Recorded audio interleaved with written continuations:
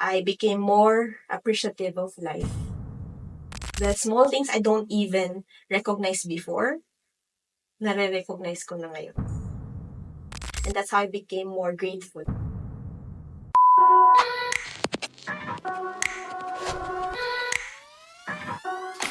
And we're back. Matapos ang isang medyo, medyo nakakalungkot na istorya. Ngayon naman, pag-usapan naman natin, Jack. Yeah. Kung saan kita nakakita sa Instagram post mo. Yes. Gusto mo, you love traveling pala. So much. Yes, I love to travel a lot. Kailan nagsimula ito? I'm very blessed kasi my mom, she loves to travel. So, bata pa lang kami we were exposed to traveling at a young age.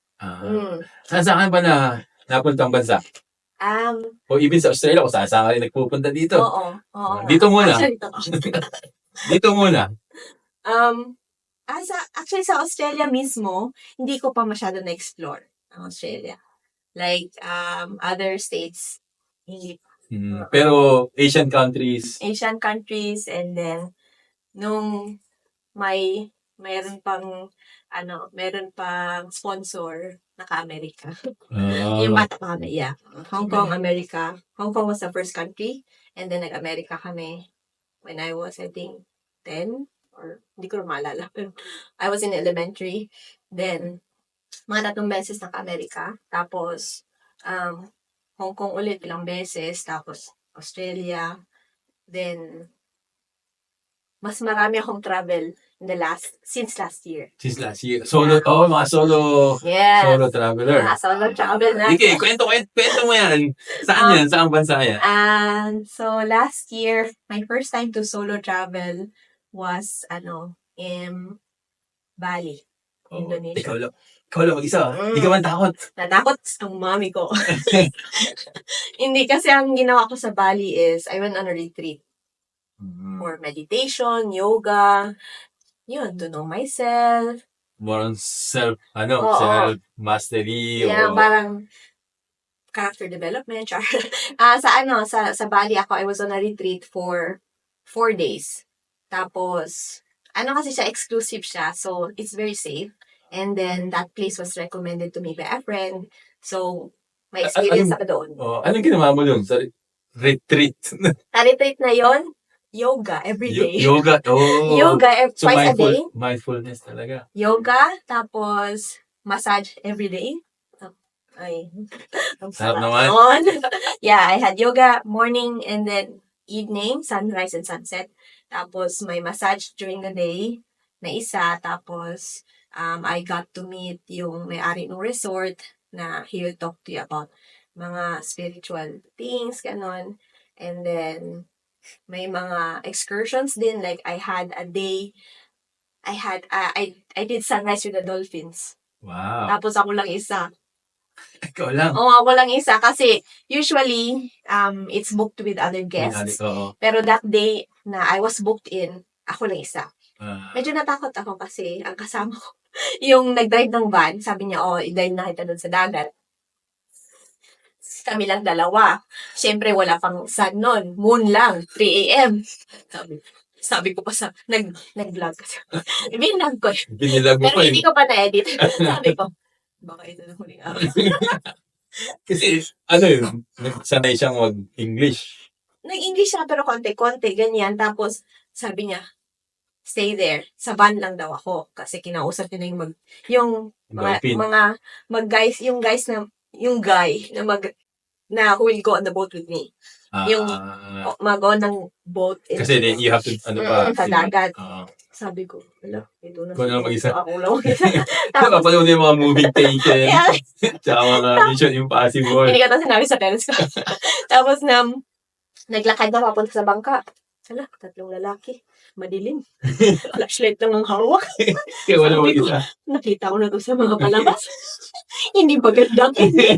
Hindi magandang ending. Kainis. Sabi ko, wala lang. Parang tinatawanan ko na lang ba sarili ko. Pinasakay na ako sa boat. Tinutulak nila ang boat. Sabi ko, hoy, sakay kayo agad. Baka ako lang isa dito. So, yun, sumakay naman yung nag-operate ng machine. So moment namin dalawa. Kami lang dalawa. Watching the dolphin. Oo. Actually, na-excite. He didn't speak English. Kasi sabi ko, do you want tea? Kasi may akong dalang thermos pa na may tea. Pinadala sa akin. So, sinare ko sa kanya. Tapos, hindi kami nagkaintindihan. So, binigay ko na lang sa kanya. Sabi ko, so kung nag-sink yung boat, hindi siya makikita English, paano ako mabubuhay? Sabi ko, Ganun agad yun sa isip mo. nasa mind ko, ayun, nakita ko. I can see yung may shore. Kaya ko yung langoy sabi ko, okay lang, I'll survive. Di ba, nag-isip nga ako agad kasi advance mag-isip. Ginalingan. Ginalingan. Kailangan ko. Wala na yung yoga and mindfulness. So, sa start din na-realize ko, okay lang pala, nag-overthink lang. Yan talaga tayo minsan. So, anyway, yun nga. Ang ganda ng experience. Kasi, nakita ko talaga sunrise with the dolphins parang sa palabas. Tapos, ako lang isa, so, napaiyak ako. Very grateful. Ano yung tumatakbo sa isip mo nun? Sabi ko, parang Special moment, hindi yun. totoo ang nangyayari. Special moment. Yeah, ang saya nun. Bali. Tapos after Bali, ano pang Nag-ano adventure mo? Nag-New Zealand. Oh. Yeah, nag-New Zealand Ikaw din ako. mag-isa? Ako mag-isa. Bali, may friend kasi ako doon. So, nag-meet lang kami for a few days. Nagsama kami ng 4 days, I think. Or 3 days. Then, the rest ako lang. Tapos, nag-swing ako doon. Yung largest swing. Na 300-meter drop. Yeah. Saya nun. Saya noon. Yeah. 5G, 6G.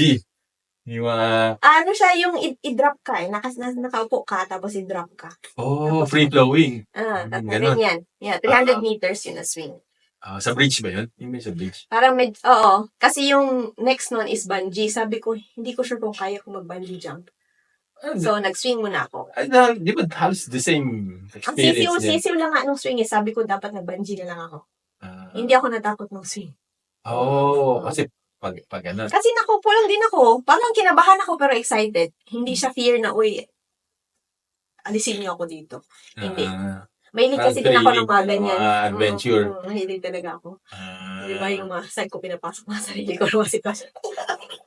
Pero, ang saya nun. Then, umikot-ikot ako sa Queenstown. Queenstown na actually yung ako lang sa Queenstown. Ang ganda. Ang ganda ng Queenstown. Super. Parang, actually, romantic siya na place. Pero, maganda din doon. After New Zealand, anong latest mo? Yung last ko yung Japan. Japan naman. Kailan yung Japan mo? Nag-Japan kami. I was with my family from June 3 to June 10. Then ako lang mag-isa. June 10 to June 13. Kumusta naman yan? I got lost in Japan. Travel goal ko yun. Mawala sa Japan. Paano ka na? Wala ako ng madaming beses. Bakit? Kasi hindi ka sumusunod sa mga instruction, no? Na-miss ko lang yung stop. Mga stop, sa train, sa bus, gano'n. Pero nakakabalik ka naman, nakakauwi ka naman. Nakakauwi naman. Kinakabahan ka, hindi naman. Hindi din. Kasi, sanay ka na. pwede parang feel ko, sanay na din ako. Tsaka sabi ko, kung mawala talaga, meron mang taxi, mahal lang. Alam mo yun. Tapos meron namang matanungan. Parang, marami naman option. So, tsaka mas nakaka-explore ka eh. Like, uy, maganda pala dito. Tapos, kunyari, pagod ka na, nawala ko. Upo muna ako dito. May maganda na restaurant. Pasok ako dyan. Yun yung maganda sa solo travel. Wala ka for me, ang travel ko by myself, hindi ako masyado nag-itinerary. Parang meron akong checklist for the day. Pag nagawa ko, good. If di ko nagawa, okay lang. Kasi I'm sure along the way, meron naman ma-explore. Tsaka gusto ko yung nakaupo lang ako, tapos tingnan ko yung mga tao. So you take your time and observe. Hindi yung parang may, may itinerary na at a certain time, you have to be there. At a certain place, you have to be there. Tapos makasama mo, minsan bad trip pa. Wala. Yun din maganda solo travel. Wala kang kailangang gisingin. Wala kang kailangang antayin. Ikaw lang, you don't worry about anyone. So, ano yung ma-advise mo sa mga gusto mag-solo travel? Gawin nila. Actually, it's something that someone should experience at least once in their life. Na no matter what age. Alam mo, na-inspire ako kuya sa mga ibang tao nakita ko na nag-solo travel. Different backgrounds, different age. May mga matatanda. Sabi ko, kasi I sort of thought na, parang too late na akong magmatanda. Pero merong matanda na nakabackpack. Sabi ko, sus, kung kaya niya, Kaya mo nga. kaya ko. Ah, So, marami pala din talaga na sa solo travel. Mm. What did you learn about yourself? Or dun sa mga solo travel mo na ganyan? Parang I learned about myself more on how I cope with things, how I interact with people. Naggaano kahaba pala talaga yung patience ko sa mga bagay-bagay na yun na, isa na na-realize ko is I'm very patient.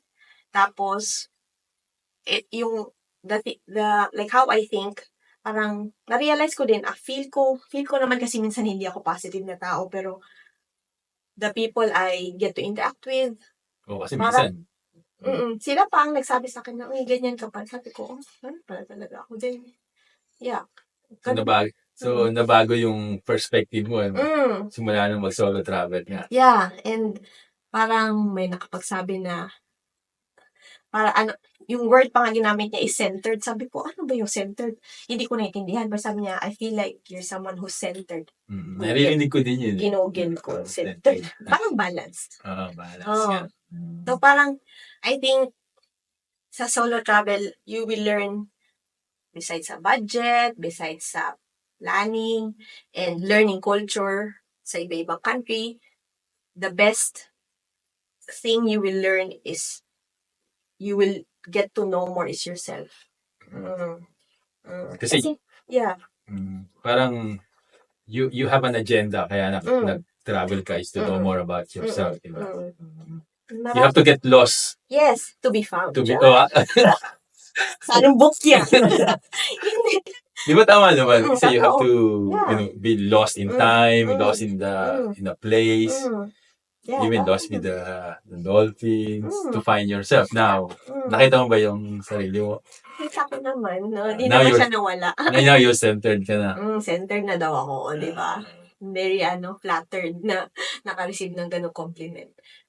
Yeah, parang, ang ganda ng solo travel. You will learn so much about how you are as a person, what you can tolerate, what you cannot tolerate, what you aim to be, ito, I'm still learning what my purpose is in life. Anong purpose ko sa world in general? I still ask God about it na, why am I here? Ano ba talaga ang purpose ko in this world? So, yan, hindi ko pa nasagot. Balikan mo kami pagka nasagot mo na yan. Like and subscribe. Saan ba sila pag nag-soul searching daw? Saan ba yun? Sa Korea. Sinabi daw yung soul. So, wow! Joke lang. Napatawa lang ito. Actually, bigyan ko yan ng points, kuya, yung joke na yun. Nakaisip lang ako. Pero, bukod sa joke na yun, bago tayo magtapos, medyo mahaba na tong ating kwentuhan. Sa mga pinagdaanan mo na bilang punta dito as estudyante, kinalingan, naging PR, to the passing of your sister, tapos you're traveling, doing solo traveler. Ano yung natutunan mo sa sarili mo or give us lesson learned para may matutunan din yung ating mga noon? I learned there's a few na values I live by.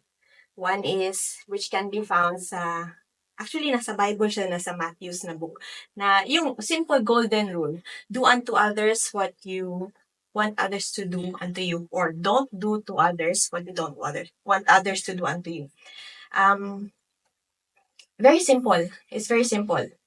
Kung ayaw mo malamangan ang iba, or kung ayaw malamangan, huwag ka manlamang. Kung gusto mo respetuhin ka, respetuhin mo sila. It's very simple. That's one of the values I live by. And yan yung mga natutunan ko talaga. And then, second is the attitude of gratitude. Always be grateful. Small things, big things. Everything around you, be thankful of the sun. Be thankful of air. Because someone is taking their last breath. Ikaw, breathing ka pa. We don't take we take these things for granted. Na, hinga lang tayo. Pero yung iba dyan, nahihingalo.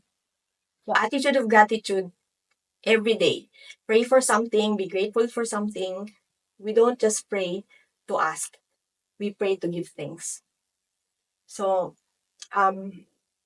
yun yung main things ko, yung dalawa. At saka,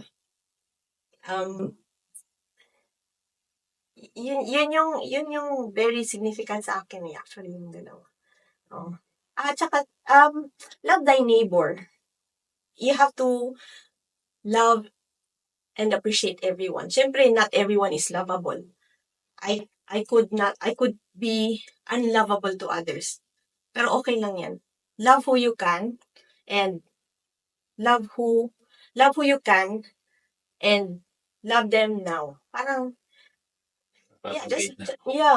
parang just appreciate people, love people. Life is short. Ito din pala. Sorry, dumadami siya. Kasi since now I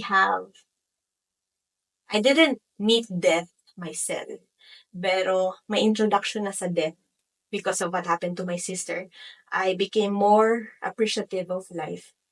As in, grabe na, the small things I don't even recognize before, nare-recognize ko na ngayon. And that's how I became more grateful. Kuya, grabe. Awareness. Gratefulness. Yes. Yeah. Be thankful, simple things, di ba? Yeah, very simple things. Like, you can even, kung kaya mo to make time for people, kasi di ba always natin excuse busy. I mean, I think everyone is guilty with that, di ba? But if you can make time for people, kasi the worst thing in the world is sana pala nag-meet kami. Kasi yun na pala yung last. Yung mga ganun. Sana, or sayang. Sayang. Kaya nga ako, I try not to repeat regrets. Wala naman, we cannot undo things anyway. Kung ano na yun, wala. It's past. Hindi ko alam kung totoo, naisip ko lang to o narinig ko. Pero yung sa impyerno daw, yung mga tao daw doon, ay sayang. Sayang. Dapat ginawa ko to. Sayang, nagbago sana ako. Sayang, kinausap ko sana to. Yan. Maganda. Dami ko natutunan. Tama rin emotion. May kilig, may iyak, may tawa. Parang tayong baliw dito. Pero sana na may natutunan yung mga viewers natin. Saan ka ba nila makikita para makita yung mga adventure mo? Saan mo ba pinopost mo ba to? Or ina-upload sa social media? Yeah. Saan ka ba nila makikita? You guys can check me out on YouTube. YouTube? Pero kulang pa yun ng update. You can follow me on my socials. The Jecksetter. So, and then space Jecksetter. Jecksetter. So, Instagram, Facebook, YouTube, and also TikTok. Salamat. Thank you. Thank you, Jack, the Jecksetter, for spending time with us dito sa One Studio. Salamat din sa mga nakinig. At hopefully may natutunan kayo sa aming kwentuhan. Yes. Hanggang sa muli, ito po si Audra, ang inyong kakwentuhan. Salamat.